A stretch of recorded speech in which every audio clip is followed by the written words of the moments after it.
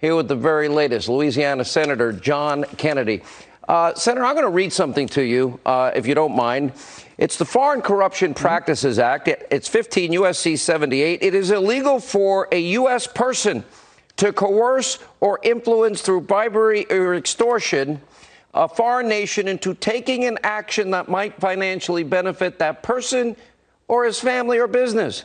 One more. Bribery, 18 U.S.C. 201C.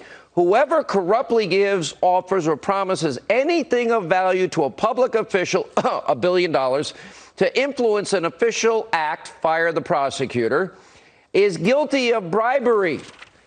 Does that sound like Joe and Hunter to you? Because it does to me. Well, I think the United States Senate has a legal and a moral obligation to get to the bottom of this. We have, I mean the Finance Committee and the Committee on Homeland Security, have asked for the suspicious activity reports from the Department of Treasury for Hunter Biden and all of his business associates. When a bank sees something that looks peculiar, that looks like it might be money laundering or fraud, it has to file a report with the federal government, and those are the reports we're asking for. We're also asking for the travel records from Secret Service for Mr. Hunter Biden. It's not personal. It's about holding people accountable. Part of the problem in Washington, as you know, Sean, is that we spend all this taxpayer money and nobody's ever held accountable. It's easier to divorce your spouse than to fire somebody in Washington, D.C.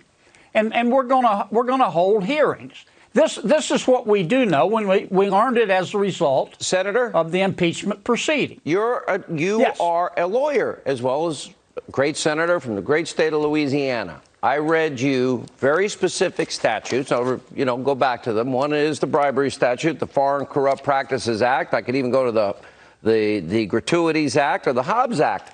Now, I read those statutes. I'm not a lawyer, but I read it fits perfectly into the case. Now, does a president have an oath to faithfully execute the laws of this country, and be it the Politico or Ukrainian court talking about Ukrainian election interference or possible violations of these acts that sound like they fit perfectly, wouldn't the president be his sworn duty to get to the bottom of that? Yes, and it's Congress's sworn duty too. I mean, just on the basis of the facts that we know. As I said the other night on your show, President Obama put Vice President Biden in charge of the foreign affairs of two countries, Ukraine and China.